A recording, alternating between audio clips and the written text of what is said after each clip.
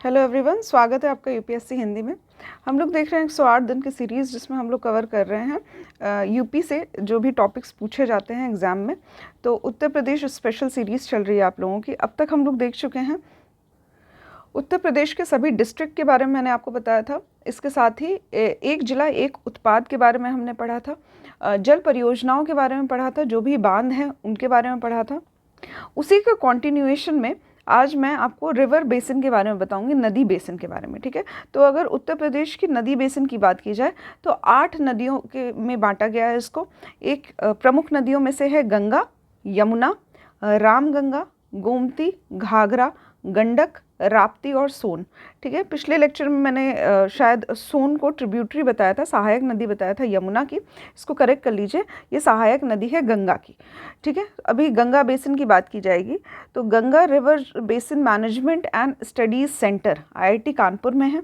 ठीक है, इसको याद कर लीजिए, यहाँ पे इस पे भी क्वेश्चन बनने के चांसेस हैं। ठीक है, फिर से रिपीट कर रही हूँ, Ganga river basin management and studies centre.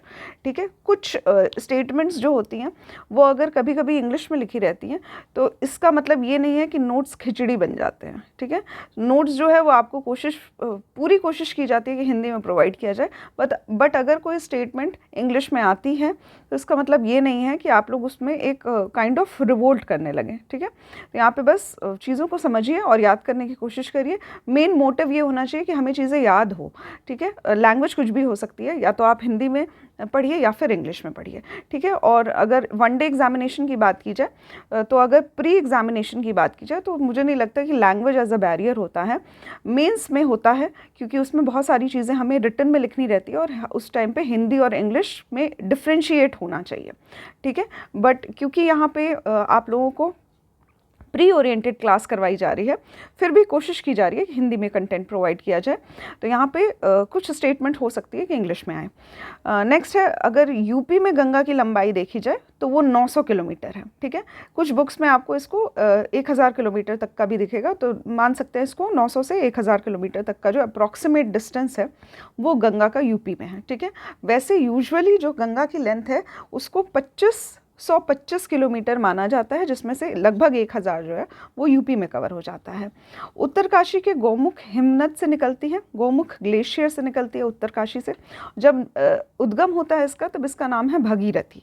उसके बाद ये देवप्रयाग में अलकनंदा से मिलती है, तब इसको finally as a Ganga pronounce किया जाता है या बोला जाता है। ठीक है, उसके बाद अगर यूपी की बात की जाए तो बिजनौर के कालागढ़ नामक स्थान जो है वहाँ से इसका एंट्री होता है उत्तर प्रदेश में, और उत्तर प्रदेश से ये बिहार में फ्लो करती है। ठीक है, अभी बिहार जब यूपी में एग्जिट करती है तो वहाँ पे भी कुछ कॉन्ट्राडिक्टरी है। कुछ बुक में लिखा है बलिया से एग्जिट कर रही है और कुछ बुक में लिखा है गाजीपुर से एग्जिट कर रही है। ठीक है, तो दोनों ऑप्शन याद कर लीजिए, अकॉर्डिंगली क्वेश्चन में जो दिया होगा वो आप लोग टिक कर सकते हैं। सबसे लंबा जो जलमार्ग है राष्ट्रीय जलमार्ग 1, जिसको नेशनल वाटरवेज 1 कहते हैं, वो प्रयागराज से हल्दिया को कनेक्ट करता है। ठीक है, यहाँ पे प्रयागराज से हल्दिया को कनेक्ट किया जाता है नेशनल वाटरवेज 1, जो कि सबसे लंबा जलमार्ग है। 2008 में गंगा नदी को राष्ट्रीय नदी घोषित किया गया था। तो यहाँ पे ये सभी इन्फॉर्मेशन जो है ये गंगा नदी के बारे में दी हुई है। नेक्स्ट हमारी इंपॉर्टेंट रिवर है रामगंगा। ठीक है, रामगंगा और गंगा का जो मिलन होता है वो कन्नौज नामक स्थान में होता है। इसके साथ ही रामगंगा जो फ्लो करती है वो जिम कॉर्बेट नेशनल पार्क के ठीक है, तो इस पर्टिकुलर नेशनल पार्क के अंदर रामगंगा नदी जो है वो फ्लो करती है। ठीक है, कौन सा नेशनल पार्क है? Jim Corbett national park. Next important नदी है हमारी सरयू, जिसको घाघरा नाम से भी जाना जाता है। ठीक है, तो इम्पॉर्टेंट जो ज़िले हैं जहाँ से ये फ्लो करती है वो है बहराइच, सीतापुर, गोंडा, बाराबंकी, अयोध्या, अंबेडकर नगर, मऊ, बस्ती, खीरी और बलिया और गोरखपुर। ठीक है, यहाँ से सरयू जो है घाघरा नदी ये फ्लो करती है। सरयू गंगा से मिलती है बलिया और छपरा के बीच में। ठीक है, तो ये भी याद कर सकते हैं आप लोग कि गंगा से सरयू मिलती है, मतलब सरयू क्या है? सहायक नदी है गंगा की, और ये मिलती है बलिया छपरा वाले रीजन में। सरयू जब राप्ती से मिलती है तो देवरिया नामक स्थान में मिलती है। ठीक है। अगर यहाँ पे जिस सोर्स से लिया गया वहाँ पे ये लिखा हुआ था कि सरयू का उपनाम जो है वो बरहज है देवरिया में। ठीक है, अभी यहाँ पे इसको मैं इंफॉर्मेशन, अगर मेरे इन्फॉर्मेशन से पूछा जाए तो बरहज जो है वो एक पर्टिकुलर स्थान है देवरिया का, जहाँ पे शायद सरयू जो है वो राप्ती से मिलती है। इसको देख लीजिएगा आप लोग खुद से भी एक बार। नेक्स्ट इम्पॉर्टेंट रिवर है शारदा, जिसको काली नदी भी बोला जाता है। ठीक है, कुमायूं के मिलाप ग्लेशियर से, ठीक है, यहाँ पे इम्पॉर्टेंट है, मिलाप ग्लेशियर से ये निकलती है। जब ये इसका उद्गम होता है तो इसको गौरी गंगा बोला जाता है। ठीक है, गौरी गंगा बोला जाता है। जब ये प्लेन्स में आती है तो इसको काली गंगा बोला जाता है। ठीक है, तो ये भी इम्पॉर्टेंट है। यहाँ पे इसकी सहायक नदियाँ 2 है, धामी और लीसड़। ठीक है, ये दोनों ही मेनली उत्तराखंड से रिलेटेड है। यहाँ पे काली गंगा जो है ये पीलीभीत से प्रवेश करती है उत्तर प्रदेश में। शारदा और सरयू का जो मिलन है वो सीतापुर में होता है, ये भी इम्पॉर्टेंट है। नेक्स्ट आता है राप्ती नदी, जिसको पुराने समय में ओल्ड टाइम में इरावती नदी बोला जाता था। नेपाल के रुक्कुम कोट से इसका उद्गम होता है। ठीक है, फ्लो करती है गोरखपुर में, श्रावस्ती में, बस्ती में, बहराइच में, और इसको गोरखपुर का शोक भी बोला जाता है। 2 सहायक नदियां हैं, रोहिणी और बूढ़ी गंडक। ठीक है, 2 प्रमुख सहायक नदियां हैं इसकी, रोहिणी और बूढ़ी गंडक। नेक्स्ट इम्पॉर्टेंट है, कुछ प्रमुख प्रायद्वीपीय नदियाँ भी हैं, प्रायद्वीपीय नदियाँ, पेनिनसुलर रिवर्स भी हैं जो फ्लो करती हैं यूपी में, जैसे चंबल, केन, बेतवा, सोन। ठीक है, यमुना और चंबल का जो मिलन है वो इटावा नामक स्थान पे होता है। कुछ इम्पॉर्टेंट बांध बने हुए हैं चंबल नदी पे, जैसे कि गांधी सागर बांध, राणा प्रताप सागर बांध, जवाहर सागर बांध, कोटा बैरेज। ठीक है, ये सभी जो हैं ये चंबल नदी पे ही बने हुए हैं। मालवा पठार जनापाव पहाड़ियों से निकलती है चंबल नदी, और यमुना से मिलती है इटावा में। कुछ प्रमुख जलप्रपात भी हैं यूपी में, इस पे भी कुछ क्वेश्चंस बन जाते हैं, तो ये भी आपकी जानकारी में होने चाहिए। जैसे कि चूनादरी, लखनिया, ये दोनों ही रॉबर्ट्सगंज में हैं, सोनभद्र में। इसके बाद आता है टांडा और टांडा, कुसियारा, सिरसी, ये सभी मिर्ज़ापुर में हैं। ठीक, तो ये सभी भी आप लोग याद कर सकते हैं। इसके बाद नेक्स्ट आता है राजदारी और देवदारी, ये दोनों ही फॉल चंदौली में हैं, और राजदारी जो है वो चंद्रप्रभा नदी जो है इससे ये फॉल बनता है। ठीक है, इसके साथ ही यहाँ पे एक चंद्रप्रभा वाइल्ड लाइफ सेंचुरी भी स्थित है, इसको भी आप लोग याद कर सकते हैं। नेक्स्ट आता है मुखा जो है वो सोनभद्र में है, मुखा जलप्रपात। नेक्स्ट इम्पॉर्टेंट है उत्तर प्रदेश के प्रमुख शोध संस्थान। अभी ये लिस्ट जो मैं आपको बताऊंगी, लिस्ट थोड़ी बड़ी है, याद आपको करना ज़रूरी है, बिकॉज इस पे क्वेश्चंस पूछे जाते हैं, ऑब्जेक्टिव टाइप भी क्वेश्चंस पूछे जाते हैं, इसके साथ ही match the following type questions भी पूछे जाते हैं। ठीक है, तो यहाँ पे ये इंपॉर्टेंट सेक्शन है, इसको आप लोग ज़रूर से याद करिएगा, स्किप नहीं करना है। स्टार्ट करते हैं। सबसे पहला है भारतीय पशु चिकित्सा अनुसंधान केंद्र, यानी कि इंडियन वेटरनरी रिसर्च इंस्टीट्यूट। ठीक है, यहाँ पे पशुओं से संबंधित है, इज्जतनगर बरेली में स्थित है।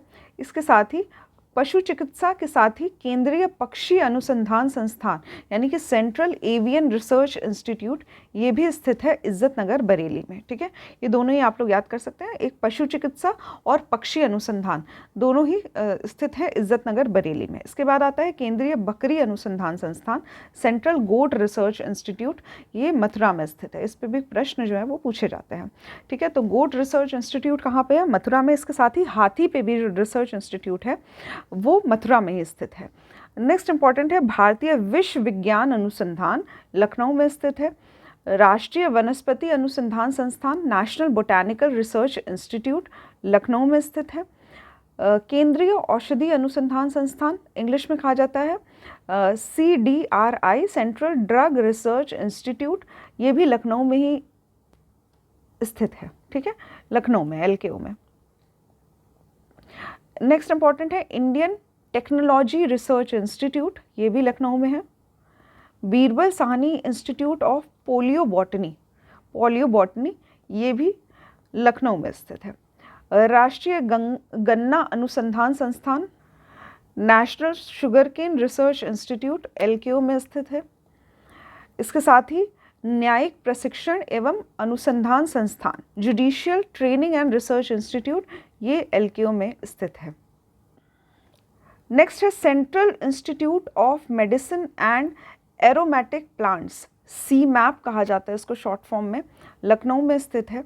अनुसंधान अभिकल्प एवं मानक संगठन, research design and standard organisation, RDSO short form में कहा जाता है, RDSO, ये लखनऊ में स्थित है।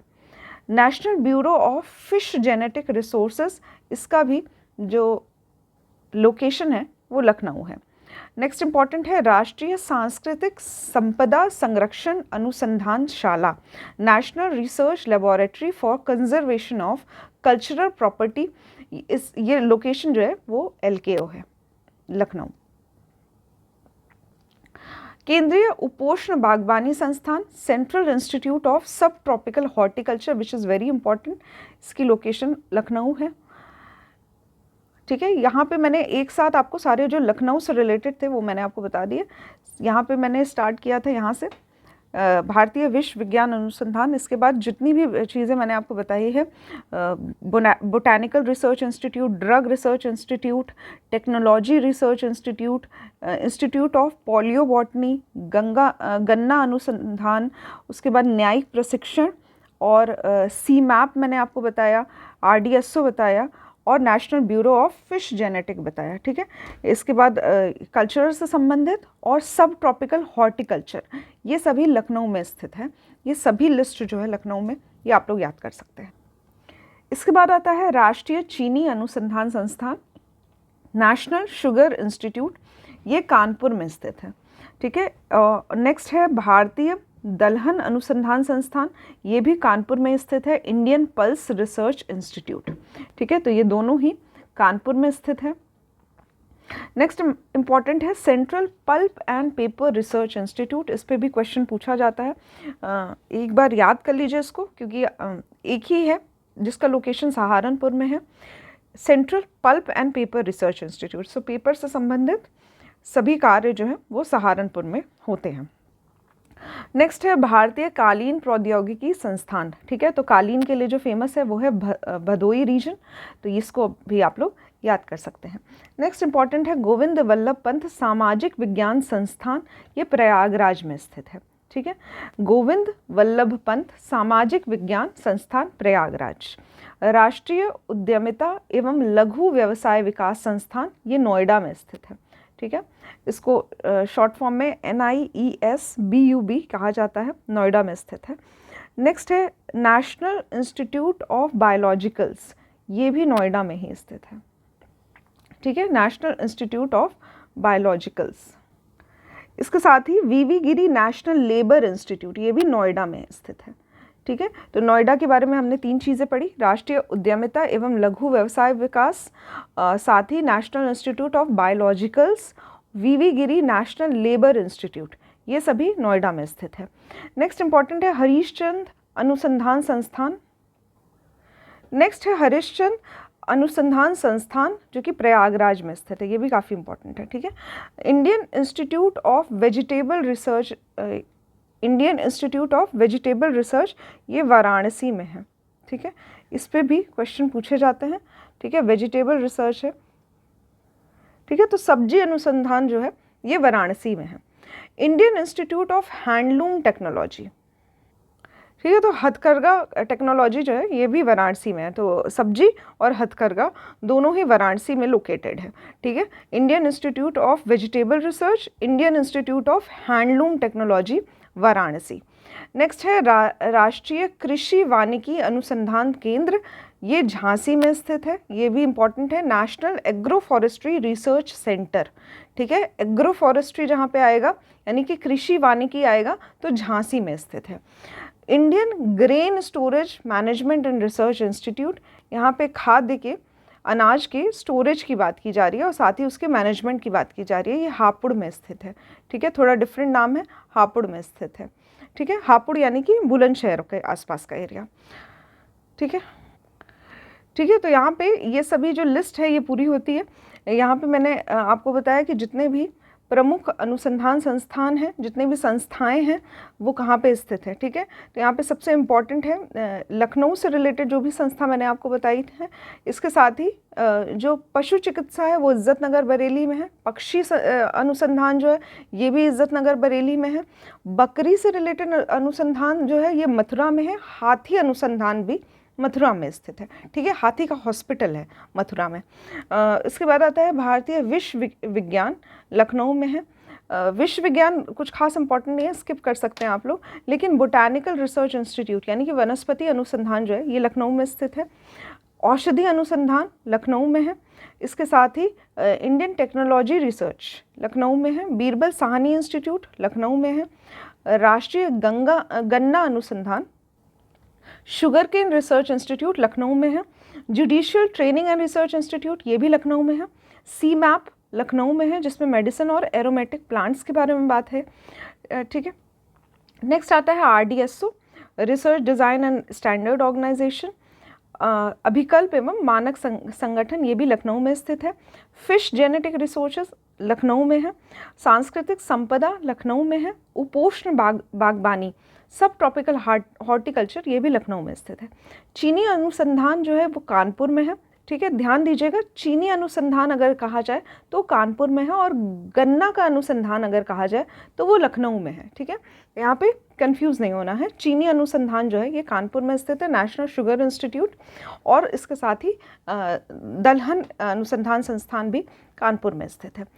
Pulp and paper research institute Saharanpur में है। कालीन से संबंधित भदोही में है। गोविंद वल्लभ पंत सामाजिक विज्ञान संस्थान जो है ये प्रयागराज में है। उद्यमिता से रिलेटेड, बायोलॉजिकल से रिलेटेड, और साथ ही वीवी गिरी नेशनल लेबर इंस्टीट्यूट जो है ये नोएडा में स्थित है।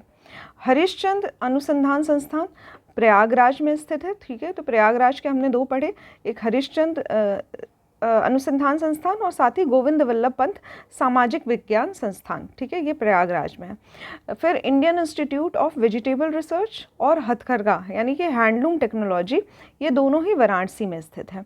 कृषि वानिकी अनुसंधान केंद्र एग्रो फॉरेस्ट्री रिसर्च इंस्टीट्यूट ये झांसी में स्थित है।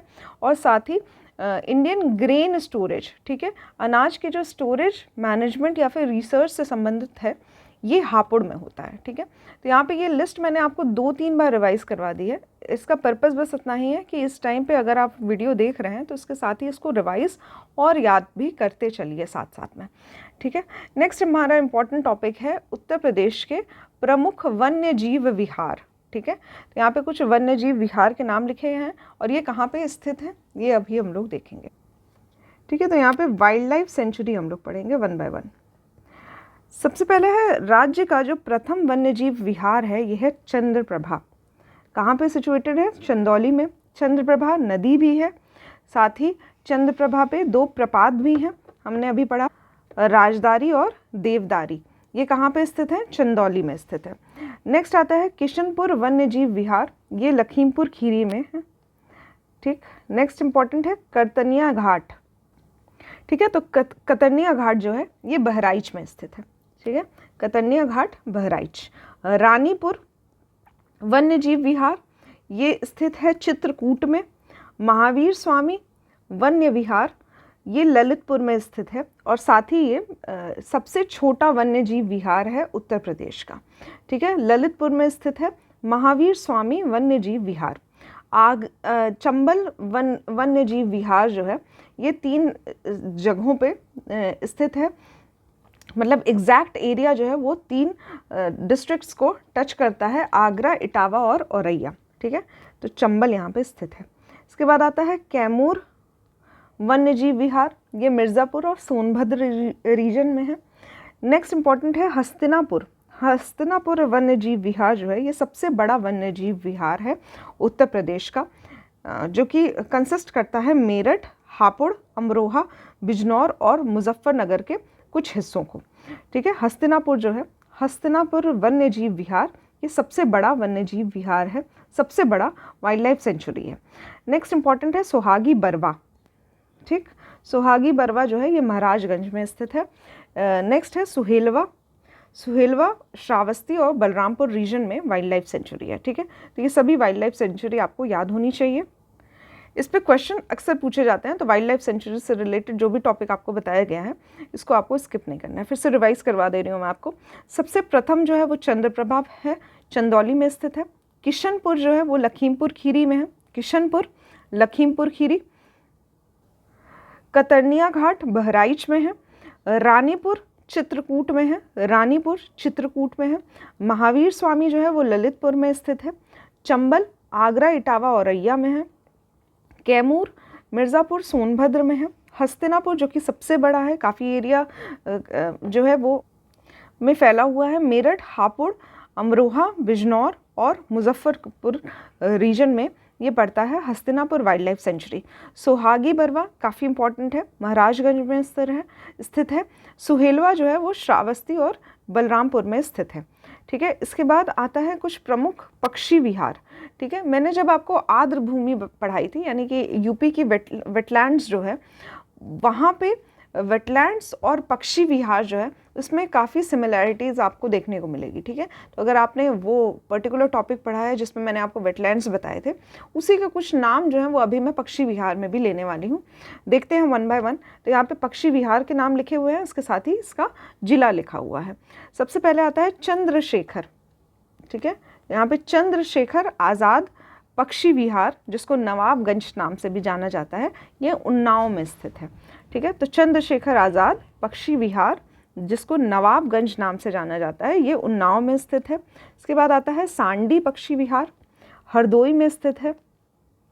सूर सरोवर आगरा में स्थित है। एक इम्पॉर्टेंट झील है जो मैंने आपको पिछले लेक्चर में बताई थी, इसका नाम आप लोग कमेंट बॉक्स में लिखिएगा। सूर सरोवर को एक दूसरे नाम से भी जाना जाता है, एक झील के नाम से जाना जाता है, आगरा में स्थित है। और इसके साथ ही इसको वेटलैंड का दर्जा भी मिला हुआ है। ठीक है, ये कमेंट बॉक्स में ज़रूर से बताइए कौन सी लेक है यहाँ पे। नेक्स्ट है बखीरा, बखीरा पक्षी विहार, ये संत कबीर नगर में स्थित है। पटना पक्षी विहार इटावा में स्थित है। ठीक है, यहाँ पे पटना इटावा याद कर लीजिए इसको। समन या फिर समान, ठीक है, ये मैनपुरी में स्थित है। लाख बहोशी कन्नौज, लाख बहोशी कन्नौज। विजय सागर बुलंदशहर, पार्वती अर्गा गोंडा।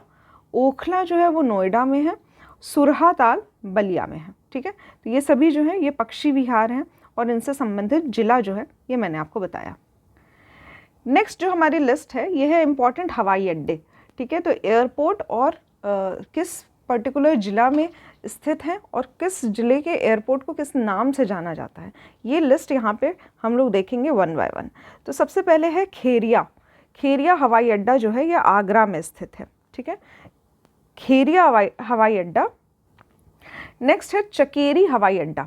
ठीक है, चकेरी जो है वो कानपुर में स्थित है। ठीक है, चकेरी हवाई अड्डा कानपुर। फुर्सतगंज हवाई अड्डा रायबरेली में स्थित है। ठीक है, तो फुर्सतगंज रायबरेली। हिंडन गाज़ियाबाद, हिंडन हवाई अड्डा, हिंडन एयरपोर्ट गाज़ियाबाद। बमरौली एयरपोर्ट, ठीक है, बमरौली एयरपोर्ट जो है ये प्रयागराज में स्थित है।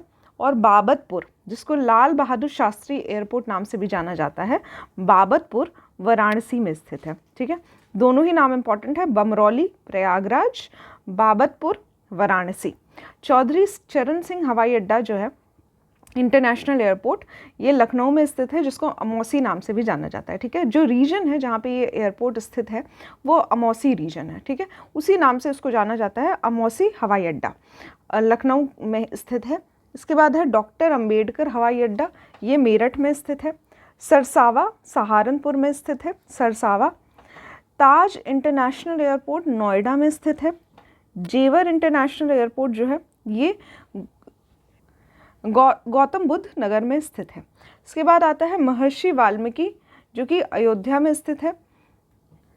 ठीक है, यहाँ पे आपको कमेंट बॉक्स में बताना है कि गोरखपुर एयरपोर्ट का नाम जो है ये क्या रखा गया है। ठीक, यहाँ पे महर्षि वाल्मीकि एयरपोर्ट जो है ये अयोध्या में स्थित है। नेक्स्ट जो हम लोग इम्पॉर्टेंट टॉपिक कवर करेंगे ये है उत्तर प्रदेश के प्रमुख संगीत घराने। ठीक है, तो यहाँ पे इस पे भी क्वेश्चन पूछे जाते हैं। अगर क्वेश्चन कभी पूछे जाते हैं तो ये पूछा जाता है कि एक पर्टिकुलर सिंगर का नाम दिया जाता है या डांसर का नाम दिया जाता है, ये कहाँ से संबंधित है।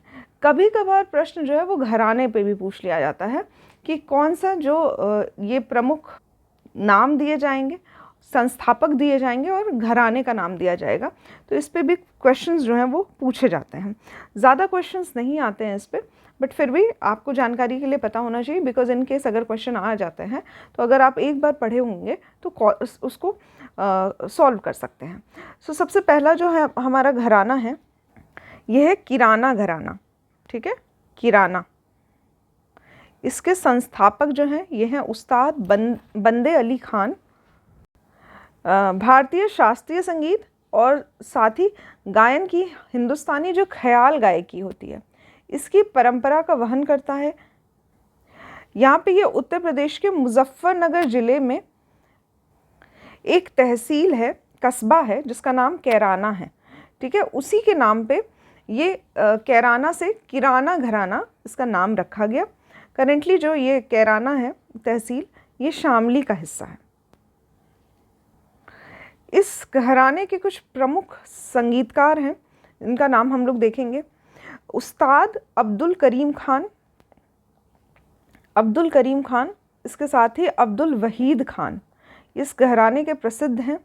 इसके साथ ही गंगूबाई हंगल, भीमसेन जोशी, हीराबाई बाडोडकर, ये भी किराना घराना से ही संबंधित है। ठीक है, तो 5 नाम है, याद कर लीजिए। किराना घराना कहाँ से संबंधित है? मुजफ्फरनगर ज़िले से संबंधित है। कस्बे का नाम कैराना है और कैराना से ही इसका नाम जो है वो किराना घराना पड़ गया। ठीक है, इसके जो संस्थापक हैं वो है उस्ताद बंदे अली खान। उस्ताद बंदे अली खान ने किराना घराना की जो स्थापना की थी। ठीक है, इसके कुछ इंपॉर्टेंट सिंगर्स हैं, उनका नाम देख लेते हैं। उस्ताद अब्दुल करीम खान। ठीक है, तो यहाँ पे करीम खान और वहीद खान, उस्ताद अब्दुल वहीद खान, ये दोनों ही घराने से संबंधित हैं। इसके बाद आता है गंगूबाई हंगल, भीमसेन जोशी, हीराबाई बाडोडकर। ठीक है, यहाँ पे भीमसेन जोशी इंपॉर्टेंट नाम है, ये भी आप लोग देख सकते हैं यहाँ पे। ये सभी जो है ये किराना घराना से संबंधित हैं। नेक्स्ट इंपॉर्टेंट है आगरा घराना। ठीक है, आगरा घराना के जो जन्मदाता हैं वो तानसेन के दामाद हाजी सुजान साहब को माना जाता है। ठीक है, इसके साथ ही कुछ इतिहासकार मानते हैं कि कोई खुदा बख्श नाम के व्यक्ति थे, इन्होंने इस घराने की स्थापना की थी। ठीक है, तो दोनों याद कर लीजिए, खुदा बख्श भी याद कर लीजिए और हाजी सुजान साहब भी याद कर लीजिए। ठीक है, यहाँ पे फयाज खान ने नवीन और मतलब कुछ नई तरीके की गायकी जो है ये फयाज खान ने भी इसमें ऐड की। इसके साथ ही ये जो आगरा घराना है इसको रंगीला घराना भी कहा जाता है। ठीक है, तो क्योंकि इसमें फयाज खान ने कुछ नई चीज़ें, नई तरह की गायकी ऐड की थी, इसलिए इसको रंगीला घराना भी माना जाता है। ठीक है, वर्तमान में इस शैली के प्रमुख गायकों में से हैं CR व्यास और विजय किचलू। ठीक है, यहाँ पे संगीतकार जो होते हैं ये ख्याल के साथ साथ ध्रुपद और ठुमरी गाने में भी कुशल होते हैं। ठीक है, तो ध्रुपद और ठुमरी ये ख्याल गायकी के साथ ही गाई जाती है और साथ ही यहाँ पे आगरा घराना से संबंधित है। नेक्स्ट इंपॉर्टेंट है लखनऊ घराना। ठीक है, तो अभी हमने पढ़ा किराना घराना और इसके साथ ही आगरा घराना। आगरा घराना से संबंधित जो है संस्थापक मैंने आपको बताए थे खुदा बख्श और हाजी सुजान साहब। ठीक है, फयाज खान ने इसमें कुछ इनोवेशन ऐड किया था। उसके बाद इस आगरा घराना को रंगीला घराना नाम से भी जाना जाता है। इसके जो करेंटली जो प्रमुख गायक हैं वो हैं CR व्यास और विजय किचलू। ठीक है, ध्रुपद और ठुमरी गाने भी इसमें मिलाए जाते हैं ख्याल गायकी के साथ। इसके बाद इम्पॉर्टेंट है लखनऊ घराना। भारत के प्रसिद्ध शास्त्रीय नृत्य शैली के नृत्य, कथक और गायकी से संबंधित घरानों में से एक है लखनऊ घराना। ठीक है, नवाब वाजिद अली शाह के दरबार में इसका उदय हुआ। इसके कुछ प्रमुख कलाकार हैं जैसे कि अच्छन महाराज, शंभू महाराज, बिंदादीन महाराज, बिरजू महाराज, ये बिरजू महाराज काफ़ी फेमस है, और साथ ही जय किशन महाराज। ये जो है ये कथक डांसर्स हैं। इसके साथ ही कुछ प्रमुख सिंगर्स भी फेमस हैं जैसे कि सूरज खान, छज्जू खान, नवाब कासिम अली। तो इतना नाम जो है वो आपको याद रखने की ज़रूरत नहीं। बट जो इम्पॉर्टेंट नाम है वो आप लोग ज़रूर से याद रखिएगा। अभी इम्पॉर्टेंट कैसे पता चलेगा, उसके लिए आप लोगों को प्रीवियस ईयर क्वेश्चन सॉल्व करने पड़ेंगे और साथ ही टेस्ट सीरीज़ लगानी पड़ेगी, जिसमें आपको पता चलेगा किस घराने से संबंधित कैसे प्रश्न पूछे जाते हैं। ठीक है, तो यहाँ पे मैंने आपको नोट्स के माध्यम से ये सभी चीज़ें जो है ये बता दी है। इसके साथ ही तबले के लखनऊ घराने के संस्थापक जो हैं वो है मोदू खान, ठीक है, और साथ ही बख्तूर खान। ठीक है, तो यहाँ पे नाम थोड़े अजीब से हैं। कोशिश ये रहती है कि नाम अगर कभी अजीब रहते हैं तो वो ज़्यादा याद रह जाते हैं। ठीक है, अभी इम्पॉर्टेंट इसलिए क्योंकि इन्होंने कथक नृत्य के लिए तबला वादन की जो शैली विकसित की है, इसको लखनऊ शैली के नाम से जाना जाता है। ठीक है, इसके बाद ही कुछ प्रमुख कुछ और बातें लिखी हुई है।